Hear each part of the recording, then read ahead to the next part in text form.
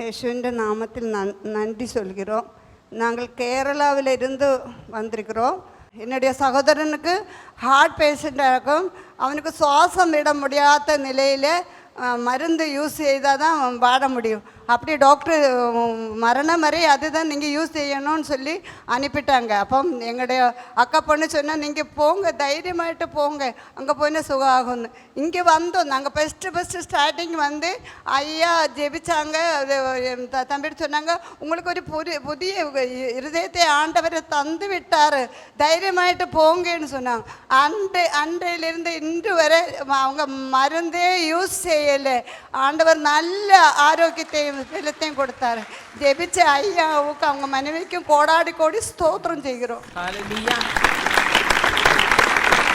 கர்த்தர் பரிசுத்த நாமத்துக்கு ஸ்தோத்திரம். போன மாதம் இங்கே வந்திருந்தேன். அப்போ எனக்கு ஒரு 12:30 மணிக்கு ஒரு ஃபோன் வந்தது. எங்கள் தம்பி பொண்ணு ரொம்ப சீரியஸாக ஜிஹெச் ஹாஸ்பிட்டலில் அட்மிட் பண்ணியிருக்காங்க. பிளேட்லெட் கவுண்ட் வந்து 54,000 தான் இருந்ததுன்னு சொன்னாங்க. சரி, நான் ப்ரேயர் முடிச்சுட்டு ஐயா கிட்ட தனி ஜபத்தில் பண்ணிவிட்டு நான் ஐயா சொன்னார், நீ கவலைப்படாத, ஜீவனோடு இருப்பாவா, 17 வயசு பொண்ணு. சரி சொல்லிவிட்டு அங்கே நான் ஜிஹெச்சுக்கு போகும்போது பிளேட்லெட் மறுபடியும் 10,000 வந்துடுச்சு. ஐயோ, டாக்டரால் என்ன கண்டுபிடிக்க முடியல, என்ன அந்த பொண்ணுக்குன்னே தெரியல. முதுகுலேருந்து ஒரு இது எடுத்தாங்க.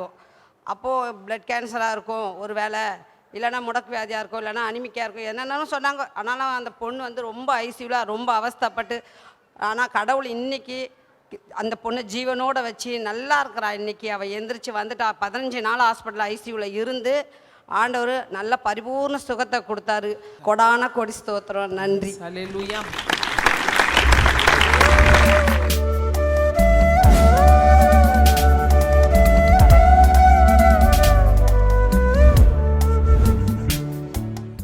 கிறிஸ்துவுக்குள் மிகவும் பிரியமான எனதர்மை சகோதர சகோதரிகளே, நம்மை சிருஷ்டித்தவரும் நம்மை உண்டாக்கினவரும் நம்மை ஒருபோதும் மறந்து போகாதவருமாகிய இயேசு கிறிஸ்துவின் இணையற்ற நாமத்தினாலே உங்கள் எல்லாரையும் வாழ்த்தி ஆசீர்வதிக்கிறேன். அல்லேலூயா.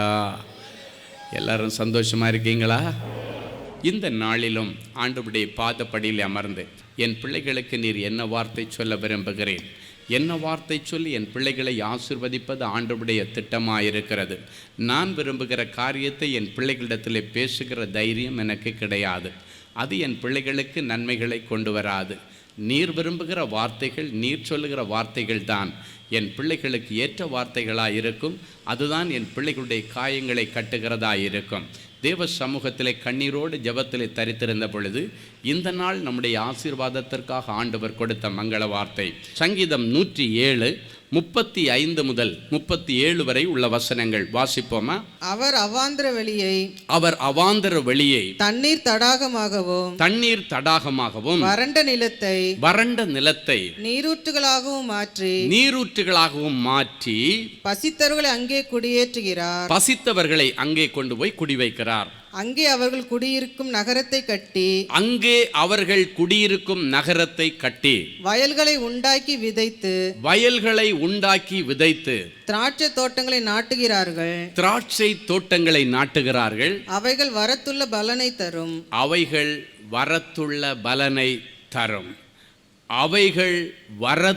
பலனை தரும். ஒரு மனுஷனுடைய குடும்பத்திலே ஏன் கடன் வருகிறது, ஏன் பஞ்சம் வருகிறது, ஏன் தரித்திரம் வருகிறது? வரத்துள்ள பலன் இல்லை. சிலர் சொல்லுவாங்க, வருமானம் இருந்தால் தானே என்னுடைய கடன்களை அடைக்க முடியும். செலவு இருந்துக்கிட்டே இருக்குது, ஆனால் கடன்களை அடைக்கிறதற்கு வருமானம் இல்லாததுனால நாளுக்கு நாள் அந்த கடன் ஏறி அதனுடைய பீக் லெவலில் போயிட்டு ஒரு ஸ்டேஜுக்கு மேலே மனசு உடைஞ்சி போய் நிறைய பேர் கடன் வந்தாலும் இன்றைக்கி தற்கொலை தான் அவர்களுக்கு முடிவாக அவர்களுடைய கண்களுக்கு முன்பாக வருகிறது. இன்றைக்கி இந்த இடத்துல இருக்கிற அநேக பிள்ளைகளுக்குள் இருக்கிற தற்கொலையின் ஆவிகள் எல்லாம் ஆண்டவர் வெளியேற்றுகிறார். வாழ்வின் அபிஷேகத்தை உங்கள் மேலே ஊற்ற வேண்டும் என்று ஆண்டவர் வருகிறார். நிறைய பிள்ளைகளுக்குள் இருக்கிற ஏதோ ஒரு காரணத்தை சொல்லி சாக போகிறேன்னு சொல்லி அடிக்கடி உங்கள் வாயிலிருந்து வருகிற அந்த வார்த்தைகளை ஆண்டவர் பார்க்கிறார். தற்கொலையின் எண்ணத்தோடு உங்களுக்குள்ளே பதுங்கி இருக்கிற எல்லா தற்கொலையின் ஆவிகள் ஆண்டவராய் இயேசுவின் நாமத்தினாலே இப்பொழுது வெளியேறி கொண்டிருக்கிறது. ஹல்லேலூயா. உங்கள் வாயின் வார்த்தை ரொம்ப கவனமாக இருக்கணும். விளையாட்டுக்கு கூட நான் சாக போகிறேன்னு நீங்கள் சொல்லிடக்கூடாது. இந்த பகுதியை நீங்கள் நிறைய வாலிப பையங்களை பாருங்கள், பொண்ணுங்களை பாருங்கள், இந்த இடத்துல நிறைய கோடு மாதிரி கிழிச்சு போட்டிருக்கும். சிலர் போதையில் தான் அதெல்லாம் செய்வான். ஆனால் இன்றைக்கி போதையில் இல்லாமல் நிதானத்தில் இருக்கிற நிறைய பிள்ளைகள் அம்மா அப்பாவை மிரட்டுறதுக்கு கத்தியை எடுத்து கையில் வச்சுட்டு, நான் இப்போ வெயினை கட் பண்ணி செத்து போயிடுவேன், எனக்கு இதை பண்ணி வைக்கிறியா இல்லையா, இந்த கல்யாணத்தை பண்ணி வைக்கிறியா இல்லையா, இன்றைக்கி என்னை வெளியே அனுப்புறியா இல்லையா, இந்த ட்ரெஸ்ஸை போட விடுறியா இல்லையா, நிறைய தாய்மார்களையும் தகப்பன்மார்களையும் மிரட்டுகிற பிள்ளைகள். ஜாக்கிரதை. ஒரு செகண்டில் கட் ஆகிடுச்சுன்னா அடுத்த 5 நிமிஷத்தில் உடம்புல இருக்கிற ரத்தம் எல்லாம் வெளியே வந்துடும். வாழ்க்கையோடு விளையாடாதீங்க. மிரட்டுறன்ற பேரில் உங்கள் வாழ்க்கைக்கு நீங்களே உல வச்சிடாதீங்க. ஏன்னா பிசாசு இன்றைக்கு அப்படிப்பட்ட தந்திரங்களை கொண்டு வந்து விளையாட்டு இன்றைக்கு வினையாக மாறுகிறதை நாம் பார்த்து கொண்டிருக்கிறோம். விளையாட்டுக்கு தூக்கு போடுற மாதிரி காமிச்சிக்கிட்டே இருப்பான். டக்குன்னு அவனே தெரியாமல் ஸ்டூல் மறைஞ்சிச்சா முடிஞ்சு போச்சு. யாரும் பக்கத்தில் இருந்தாலும் அவங்கள காப்பாற்றவே முடியாது. விளையாட்டு வினை ஆயிடும். ஆண்டவர் உங்களுக்குள் வைத்த ஜீவனை எடுக்க ஆண்டவர் உங்களுக்கு அதிகாரம் கொடுக்கவில்லை. கொடுத்த அவர்தான் உங்களுடைய ஜீவனை எடுக்கிறதற்கு அவருக்கு தான் அதிகாரம், உங்களுக்கு இல்லை. இன்னைக்கு எந்தெந்த பிள்ளைகள் அப்படிப்பட்ட வார்த்தை உங்கள் வாயிலிருந்து வந்திருக்கிறதுக்கும் ஆண்டவரிடத்தில் மன்னிப்பு கேளுங்க. ஆண்டவரே, இதுக்கு மேலே லைஃப்பில் அந்த வார்த்தையை நான் சொல்ல மாட்டேன். வாழ்க்கை சாகிறதுக்கல்ல, வாழ்வதற்கு. உங்கள் வாழ்க்கையை ஆண்டவர் நல்லா எல்லாவற்றிலும் வாழ்ந்து சுகமாயிருங்கள் என்று சொல்லி ஆண்டவர் உங்களை ஆசீர்வதித்திருக்கிறார். சில நேரங்களிலே நம்முடைய தேவையில்லாத தீர்மானம் எடுத்ததன் நிமித்தம் தவறான தீர்மானங்களை எடுத்து நமக்கு விரோதமாக நாமவே சில கஷ்டங்களை வரவழைத்துக் கொள்ளுகிறோம். அந்த காரியத்துக்கெல்லாம் முடிவை கொண்டு வந்துட்டு இன்னைக்கு ஆண்டவர் சொல்கிறாரு, கடன் நிமித்தமோ அவமானத்தின் நிமித்தமோ எதுனாலையும் இனி நீங்கள் தற்கொலைன்ற வார்த்தை வராதபடிக்கு இன்றைக்கு ஆண்டவர் சொல்லுகிறார், நீங்கள் கையிட்டு செய்கிற காரியங்களில் வரத்துள்ள பலன், பரலோகம் கொடுக்கக்கூடிய பலன்களில் இன்றைக்கு முக்கியமான ஒரு பலன் வரத்துள்ள பலன். இவ்வளவு நாளும் தொழிலில் வருமானமே இல்லாமல் செலவு பட்டியல் தான் ஓடிட்டே இருந்திருக்கலாம். கம்பெனியை மூடிடலாமான்னு நீங்கள் நினச்சிருக்கலாம், கடையை மூடிடலாமான்னு நினச்சிருக்கலாம். இதுக்கு மேலே இந்த பிஸ்னஸை பண்ணி பிரயோஜனம் இல்லை, பயங்கர காம்படிஷன் ஆகிடுச்சு, அதாச்சு இதாச்சு. ஊர் உலகம் எல்லாம் காம்படிஷன் வந்தாலும் உனக்குன்னு ஆண்டவர் கொடுக்க நினச்சதை யாரும் பறிக்க முடியாது. ஹல்லேலூயா. உனக்கென உரியதை உனக்கென வைத்திருக்கிறவர் ஆண்டவர். பஞ்ச காலத்தில் ஈசாக்கு விதை விதைக்க போனான். ஆண்டவரை நம்பி விதையை விதைத்தான். இயற்கை எல்லாம் அவனுக்கு எதிர்மறையாக இருக்கிறது. மழை இல்லை, பஞ்சம். யாருமே அந்த நாட்களில் தைரியமாக போய் விதைக்க மாட்டாங்க. ஏன்னா எல்லாருக்கும் தெரியும், இந்த பஞ்சகாலம் மழை அடைக்கப்பட்ட காலங்கள். இந்த நேரத்தில் நம்ம விவசாயம் பண்ண என்னாச்சுன்னா கையில் இருக்கிற எல்லாம் முதலும் போயிடும், நஷ்டம் வந்துடும், அழிவு வந்துடும், தண்ணி கிடைக்காது, எல்லாருக்கும் தெரியும். ஆனால் அந்த நேரத்தில் கூட ஆண்டவரை நம்பி ஈசாக்கு விதை விதைத்தான். ஆண்டவர் அவனை ஆசீர்வதித்தபடியினால அந்த வருஷத்தில் 100 மடங்கு பலனை அவன் அறுவடை செய்தான். ஹல்லேலூயா. அவன் வர வர விருத்தி அடைந்து ஐஸ்வர்யவானாகி மகா பெரியவனாய் மாறினான். இன்றைக்கு உங்களை பார்த்து ஆண்டவர் சொல்றாரு, தரித்திரராய் இருக்கிற உங்களை ஐஸ்வர்யவான்களாய் மாற்ற என் ஆண்டவர் சிலுவையிலே தரித்திரராய் தொங்கினார். நீ ஐஸ்வர்யவானா செல்வ சீமானா வாழணுன்றதுக்காக நான் சிலுவையில் தரித்திரராய் தொங்கினேன். இன்னைக்கு வரத்துள்ள பலனை கொடுக்கும்படி கர்த்தர் உங்களுடைய ஊழிய ஸ்தாபனங்களையும் தொழில் ஸ்தாபனங்களையும் உங்களுடைய வேலை செய்கிற இடங்களையும் ஆண்டவர் இன்றைக்கு உங்களுக்கு ஆசீர்வதித்து அங்கே இருக்கிற எதிர்மறையான சூழ்நிலைகளை எல்லாம் உங்களுக்கு சாதகமாக மாற்றித்தர விரும்புகிறார். இந்த வசனத்தின் தொடக்கம் சொல்லுகிறது, அவாந்தர வெளியை தண்ணீர் தடாகமாகவும் வறண்ட நிலத்தை நீரூற்றுகளாகவும் மாற்றி. உங்களுடைய ஃபினான்ஷியல் லைனில் ஒரு பெரிய பிரேக் த்ரூ, மாற்றம், மாற்றி. ஆண்டவர் சொல்றார், இன்னைக்கு மாற்றத்தின் நாள். நாளைக்கே செக் பண்ணி பாருங்கள். இன்றைக்கு வரைக்கும் கல்லாவில் மளிகை கடை வச்சுருந்தவங்களுக்கு 4000 ரூபா விழுந்திருக்கலாம். நாளைக்கு பாருங்கள் 8000 ரூபா விழும், 7000 ரூபா வரும், 10,000 ரூபா விழும். விசுவாசிக்கிறவங்க கரங்களை உயர்த்தி அல்லேலூயா சொல்லுங்கள். நீங்கள் ஒரு சின்ன வியாபாரம் வச்சுருக்கலாம், ஒரு சின்ன பூக்கடை வச்சுருக்கலாம், ஒரு பழக்கடை வச்சுருக்கலாம், காய்கறி கடை வச்சுருக்கலாம். நாளைக்கு பாருங்கள், ஆண்டவர் மாற்றத்தை கொண்டு வருகிற நாள். இன்றைக்கு இரவோடு இரவாக மாறும். அவர் சூழ்நிலைகளை மாற்றுகிறவர், அவர் மாற்றுகிறவர், ஆனால் அவரோ மாறாதவர். ஹல்லேலூயா. அவர் தண்ணீர் தடாகமாய் மாற்றுவார். வறண்ட நிலங்களை நீரூற்றா மாற்றி அவாந்தர வழியே தண்ணீர் தடாகம். அப்படின்னா தடாகன்னா உங்களுக்கு தெரியும், பெருக்கெடுத்து ஓடுறது தான் தடாகன்னு சொல்லுவாங்க. நீரூற்றுக்கும் தடாகத்துக்கும் வித்தியாசம் இருக்குது. நீரூற்றுனா அப்படி ஒரு குறிப்பிட்ட அளவுக்கு வரும், அதிலிருந்து நீரூற்று. ஆனால் தண்ணீர் தடாகம் அப்படின்னு சொல்கிறது கரை புரண்டு வருகிற தண்ணிகள். அப்படிப்பட்ட தண்ணீர் தடாகமாக ஆண்டவர் மாற்றி பசித்தவர்களை அங்கே குடியேற்றுகிறார். அவர்கள் குடியிருக்கும் நகரத்தை கட்டி, குடியிருக்கிறதற்கு வீடுகளை கட்டி, வயல்களை உண்டாக்கி, விதைத்து திராட்சை தோட்டங்களை நாட்டுகிறார்கள். அவைகள் வரத்துள்ள பலனை தரும். அப்படின்னா ஆண்டவர் உங்களுடைய தொழிலை ஆசீர்வதித்து என்னை நல்ல வீடுகளை கட்ட உதவி செய்வார். ஹல்லேலூயா. எத்தனை பேர் எனக்கு இன்னும் சொந்த வீடு இல்லை, நான் வாடகை வீட்டில் இருந்து கஷ்டப்படுறேன்னு சொன்னீங்களோ, வரத்துள்ள பலனை ஆண்டவர் கொடுத்தாச்சுனாலே ஆட்டோமேட்டிக்காக வீடு, வாசல், தோட்டம், துறவு, வாகனம் எல்லாம் தானாக வந்துடும். ஹல்லேலூயா. வருமானத்தை கொடுக்கும்படிக்கு ஆண்டவர் பரலோகத்தின் மதகுகளை திறந்து விடுகிறார். ஏற்ற காலத்திலே உன் தொழிலிலே ஆசீர்வாதமான மழை பெய்யும். நீயோ கடன் வாங்க மாட்டாய். கடனை தீர்க்கும்படியாக, கடன் கொடுக்கும்படியாக பரலோகத்தின் மதகுகளை ஆண்டவர் திறப்பாரா. ஹல்லேலூயா. இன்னைக்கு வரைக்கும் உனக்கு நேராக இருந்த பரலோகத்தின் மதகுகள் மூடப்பட்டிருக்கும். ஆனால் இன்னைக்கு ஆண்டவர் ஓப்பன் பண்ணி விடுறார். தொழில் செய்கிற பிள்ளைங்க ரொம்ப கவனமாக இந்த காரியத்தை கவனிங்க. நீங்கள் ஒரு தொழில் ஆரம்பிக்க முன்னால் ஆண்டவரிடத்தில் தேவ சித்தம் கேட்கணும். ஆண்டவருடைய சித்தம் கேட்டு ஆண்டவர் எஸ்ன்னு சொன்னால் அன்னைக்கு உங்கள் கம்பெனி பேரை மேலே எழுதிடுவார். Beulah and co, select and co, Rehoboth and co, Rehoboth realities, Bethel housing, உங்களுடைய கம்பெனி பேரெல்லாம் அங்கே எழுதிடுவார். ஏன்னா அங்கே இருந்து தான் உங்களுக்கு லைசன்ஸ் கொடுத்தாச்சு. தேவ சுத்தம் அப்படின்றது லைசன்ஸ் அங்கேருந்து வாங்கியாச்சு. அங்கேருந்து லைசன்ஸ் வந்துருச்சுன்னா இங்கே உள்ள கவர்மெண்ட் லைசன்ஸை பிளாக் பண்ண முடியாது. அவங்கள அறியாமலே லைசன்ஸை போட்டு உங்களுக்கு அவங்க அனுப்பி விட்டுருவாங்க. நீங்கள் போராட வேண்டிய அவசியம் இல்லை. தேவ சுத்தம் ரொம்ப முக்கியம். ஹல்லேலூயா. அந்த தேவ சுத்தத்தின் படியாக பண்ணியாச்சுன்னா ஆண்டவர் பேரை கொடுத்துட்டாருன்னா மேலே அங்கே எழுதிடுவார். உங்கள் கம்பெனி பேரை போட்டு பரலோகத்திலிருந்து ஒரு பைப்பு மாதிரி ஒரு மதக வசனத்தில் இருக்கிறத சொல்கிறேன். பரலோகத்திலிருந்து உண்டாகி தான் உங்களுக்கு வரும். யோபு சொல்லுகிறான், அந்த நாட்களில் பரலோகத்திலிருந்து எண்ணெய் நதி போல் அவன் வீட்டுக்குள்ளே இறங்கி வந்துதான். இந்த எண்ணெய் எதற்கு அடையாளம்?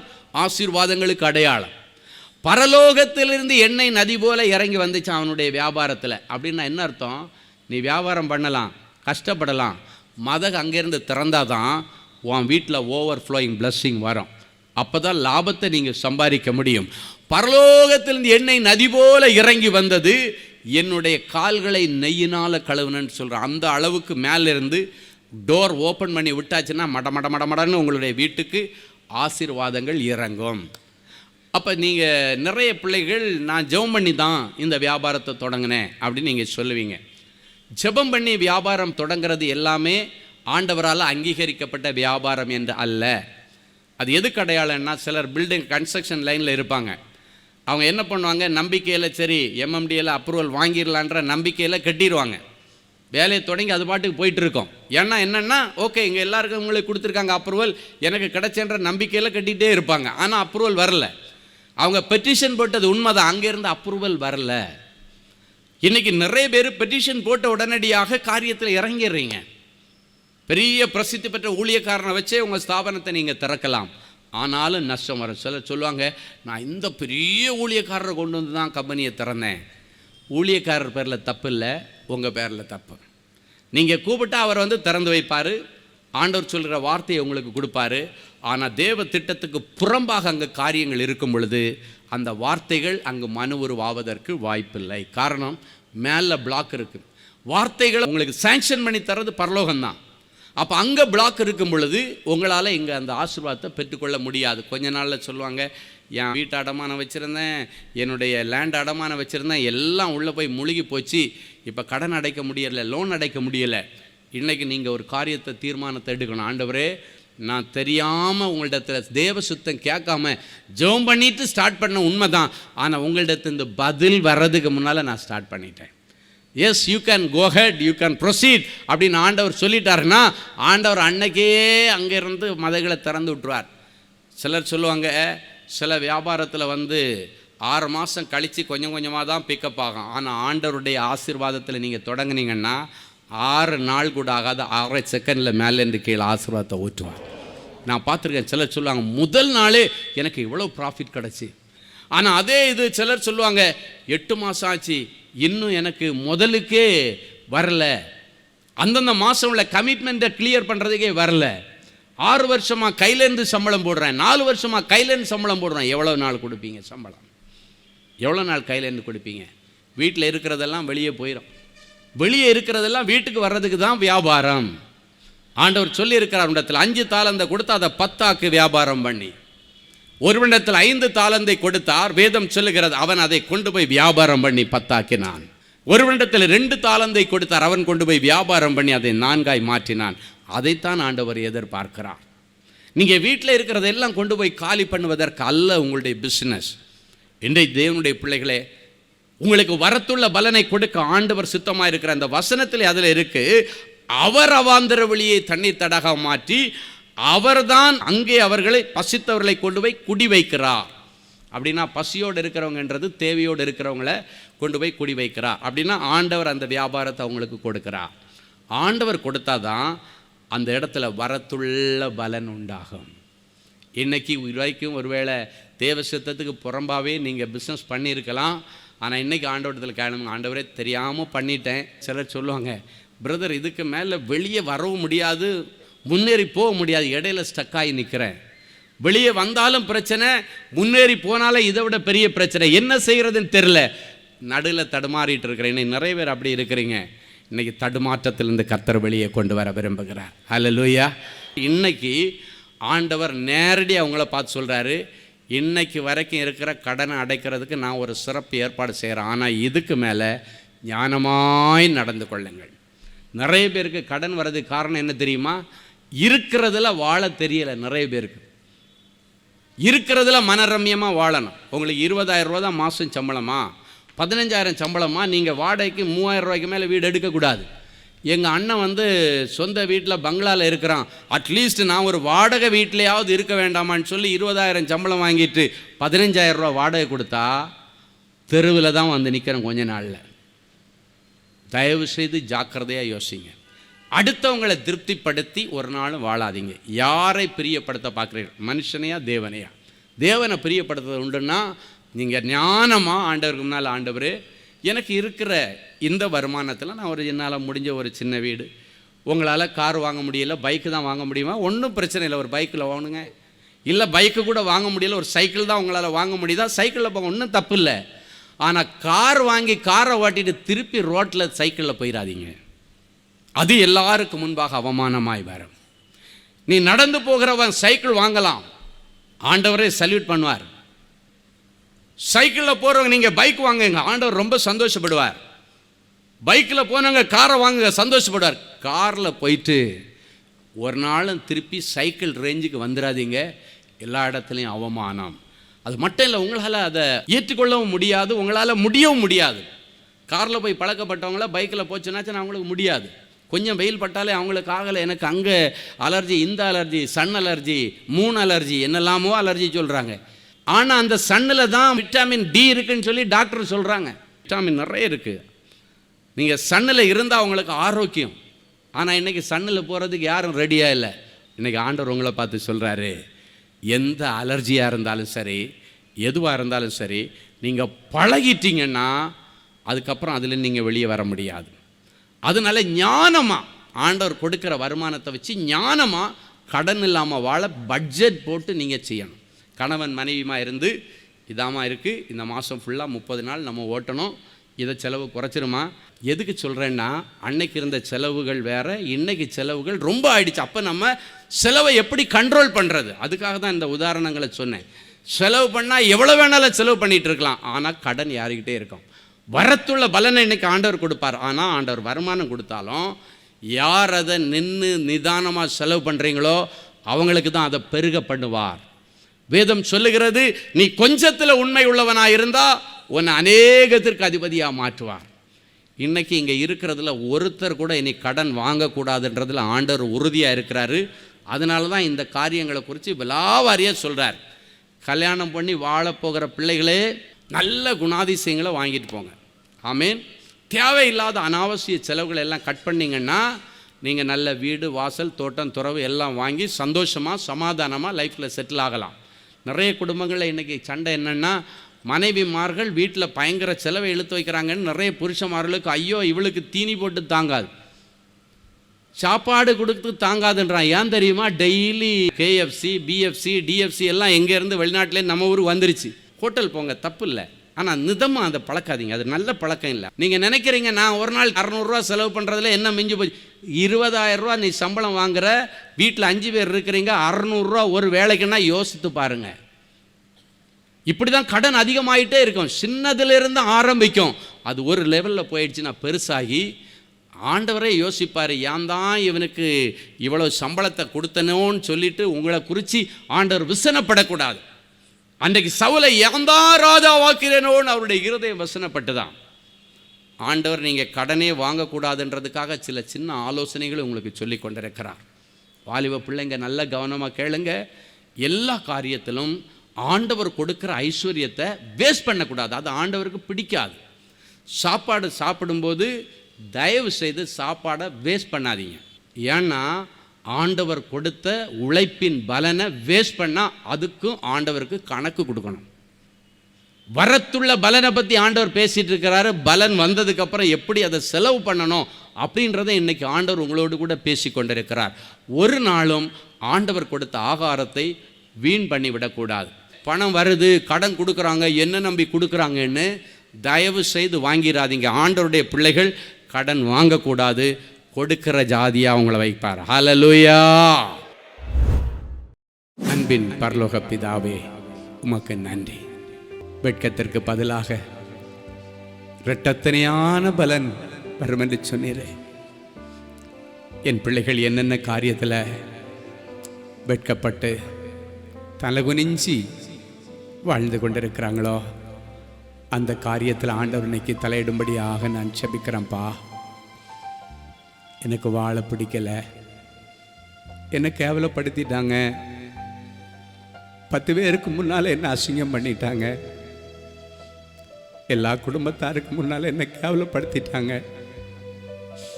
இதுக்கு மேலே நான் எப்படி வாழுகிறது, எப்படி அவங்க முகத்தில் போய் முழிக்கிறேன்? எல்லா ஊராருக்கு முன்னால கடங்கார ரோட்ல இருந்து என்னை கேவலப்படுத்திட்டான். இந்த ஜனங்கள் மத்தியில் நான் எப்படி என்ன முழிக்க முடியும்? அவமானத்தோடு வாழ்கிற என் பிள்ளைகளை கண்ணோக்கி பாருங்க.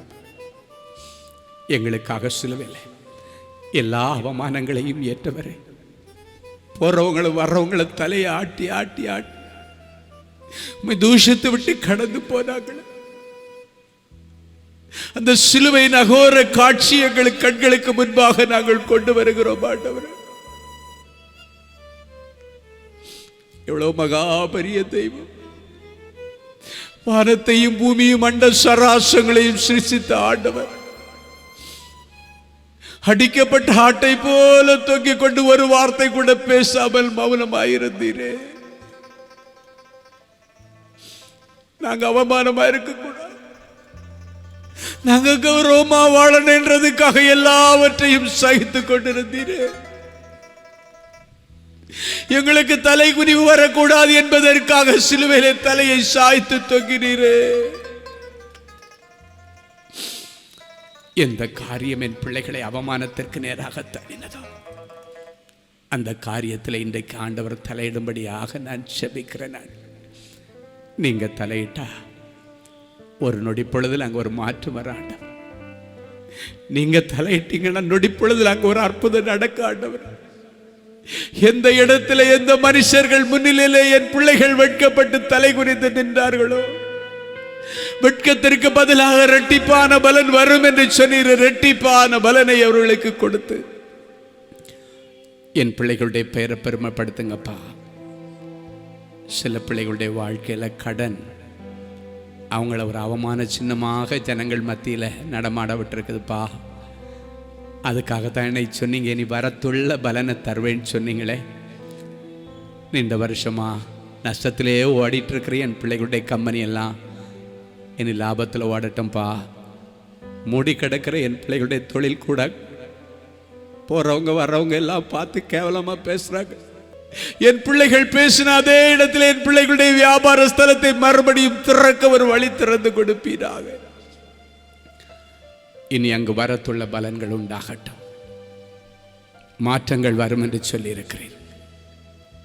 நல்ல வருமானம் உண்டாகட்டும், லாபங்கள் வரட்டும், நஷ்டங்கள் தடுத்து நிறுத்தப்படட்டும்.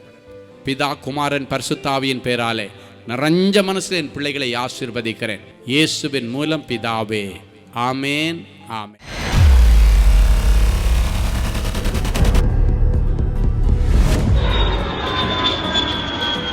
தேவனின் அன்பு ஊழியங்கள் நடத்தும் இஸ்ரேல் தேச புனித பயணம்.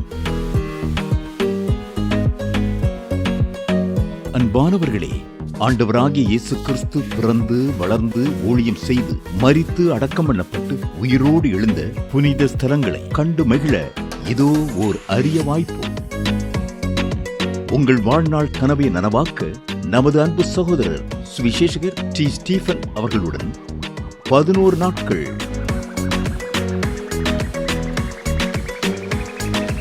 எகிப்து,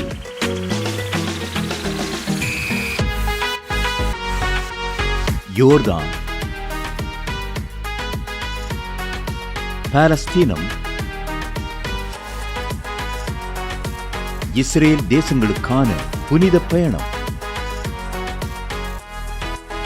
2025 ஆண்டிற்கான இந்த புனித பயணமானது வருகிற மே மாதம் 19ஆம் தேதி முதல் 29ஆம் தேதி முடிய 11 நாட்கள் நடைபெறுகிறது. இது ஒரு சாதாரண சுற்றுலா அனுபவம் அல்ல. இயேசு கிறிஸ்துவின் பாதங்கள் பதிந்த இடங்களில் உங்களுடைய பாதங்களும் பதியும்படிக்கு அவருடைய கரங்களை பிடித்து நடக்கிற ஓர் உன்னத அனுபவம்.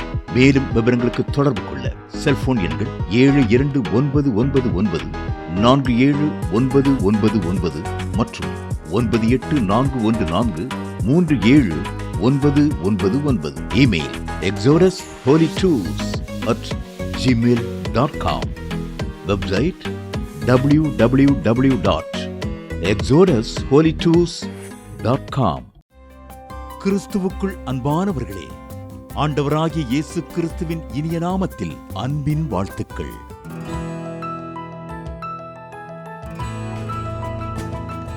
எங்களுடைய மார்வெல் திருமண தகவல் மையத்தை ஆன்லைன் சேவை மூலம் உங்களுக்கு அறிமுகப்படுத்துவதில் நாங்கள் மிகுந்த மகிழ்ச்சி அடைகிறோம். எங்களது மார்வெல் திருமண மையம் கிறிஸ்தவ குடும்பத்தில் திருமணத்திற்கு ஆயத்தமாயிருப்பவர்கள் தங்களுக்கு ஏற்ற வாழ்க்கை துணையை தேர்ந்தெடுக்க சிறந்த திருமண சேவை மையமாக இருக்கிறது. மேலும் மார்வெல் திருமண தகவல் மையத்தில் நீங்கள் பதிவு செய்வதற்கு எங்களது இணையதள முகவரி www.marvelmatrimony.com மற்றும் அலைபேசி எண் 7824855999 என்ற எண்ணிற்கு தொடர்பு கொள்ளலாம். சென்னை, நாகர்கோவில் மற்றும் மும்பை நகரில் உள்ளவர்கள் பதிவு செய்ய விரும்பினால் கீழ்க்கண்ட விலாசங்களில் உள்ள எங்களது அலுவலகங்களோடு தொடர்பு கொள்ளலாம். Email info@marvelmatrimony.com. ஆண்டவர்தாமே உங்களை அளவில்லாமல் ஆசீர்வதிப்பாராக. அன்பு தேவனுடைய பிள்ளைகளே, இந்நிகழ்ச்சியின் மூலம் நீங்கள் பெற்றுக்கொண்ட ஆசீர்வாதங்களையும் உங்கள் ஜெப விண்ணப்பங்களையும் அனுப்ப வேண்டிய முகவரி தேவனின் அன்பு ஊழியங்கள், எண் 340B பார் 1A 3B1 Vinayak avenue, OMR road, Okkiyam, Thoraipakkam, Chennai 600097. இது இந்தியன் ஆயில் பெட்ரோல் பங்க் எதிரில் அமைந்துள்ளது மற்றும் காக்னிசன்ட் டெக்னாலஜி சொல்யூஷன்ஸ் அருகிலும் அமைந்துள்ளது. மின்னஞ்சல் prayer@godsloveministries.co.in.